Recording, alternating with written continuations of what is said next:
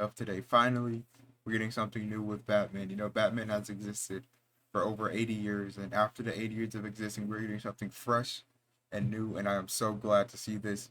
Batman is now a single father. Uh, and new comic created by one of the greatest comic book writers that we have in this day and age, Joshua Williamson.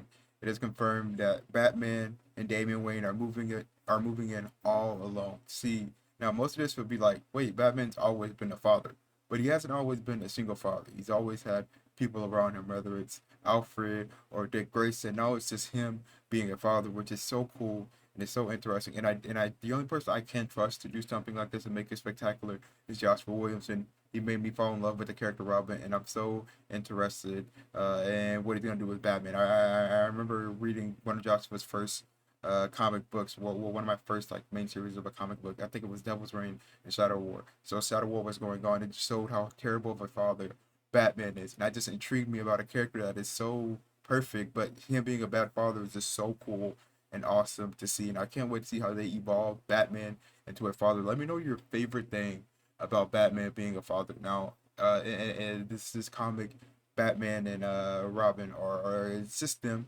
living in this house. They don't live in a Wayne Manor anymore, but Batman is just trying his best to be a father. And Alfred is gone in this universe, which he's been gone for about I think 2 years now.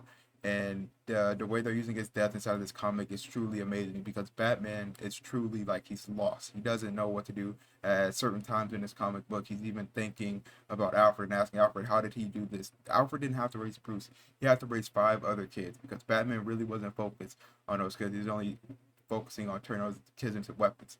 But so this comic tackles Batman being a father. We see Damian Wayne and Batman bonding in a way that we've never seen them bond. We've even seen both of them give a fist bump, which is something unheard of. Because every time I feel like I'm reading a Batman and Robin comic, it's either Batman being a bad father or one of them dying. I think the last thing that happened with Batman and Robin was Bruce going to sleep and Batman finally rising. And then another thing that happened was uh, Batman was asleep and they needed Gotham to wake him up or something else. But so Batman, the first thing he does and his character development is amazing. It's from Joshua Williamson's.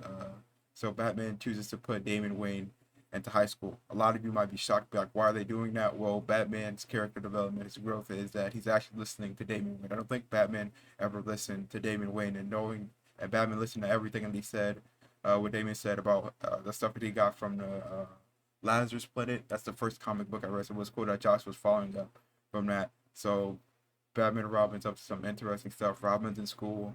It's Batman and Robin all alone. And if you're looking into joining or reading a Batman comic, this is amazing. This is cool. Now, I'm so interesting how Tom or Joshua is gonna, because Joshua is one of the greatest writers that we have alive. I'm so interesting how he's gonna make Batman cool father. He's already starting off strong. I hope he doesn't start off too strong because I remember seeing Black Manta and Jackson Hyde reunite, and the thing that interested me about that character with Jackson Hyde and Black Manta was they didn't like each other, and I feel like they rushed that them being best friends like instantly. I feel like Jackson instantly forgave everything that Black Manta did, and I hope Robin doesn't forget that. I know they're living together, and Talia has her own things to figure out, but yeah. That's it. I hope they don't rush it. I know Joshua has a story to tell. This the, the first issue, I appreciated the small stuff more than I appreciated the plot. The series left off with a huge uh, cliffhanger.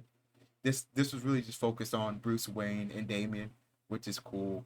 And I think this comic is probably gonna be the last time we see Damian Wayne as Robin or foreshadowing stuff. I'm gonna make another video about that on the other channel, but the art was different and unique. I kind of liked it. It's so weird because in Batman comics I can't focus on the art because they're telling this really good story. But I'll probably have to read the comic again to focus on the art. But the art was good. It's a different kind of paint style. I don't know what kind of paint style you would call this, but it's a completely different art. I don't know if this is connected to a Gotham War, but Damon did mention that his ex-wife, because did. I don't know if Catwoman and Batman got married. I don't know. Anyways, that's it. Batman is now a single father, and I think this is good. This is new. Batman. I always appreciate any writer that wants to write Batman because you have to do something completely new with the character that's existed for 80 years. And not only that, you have to make it extremely well because you have people that care about this character more than they care about themselves, which is kind of So any comic book writer that is striving to do something different, whether it be having Batman and Catwoman fight each other or making Batman a single father. But I'm just so glad that they just didn't let Alfred die for nothing inside of this comic. And even though Alfred is one of my favorite characters inside of the Bat family, I'm so glad that he's being mentioned in this comic book. Anyways, that's it. Batman's a single father. Shout out to all the fathers out there in the DC universe, like Lucius Fox, Black Manta, John Kent, all the good fathers. Maybe Batman will end up being a good father after all, and hopefully he can. You know, he's learned from Alfred Pennyworth.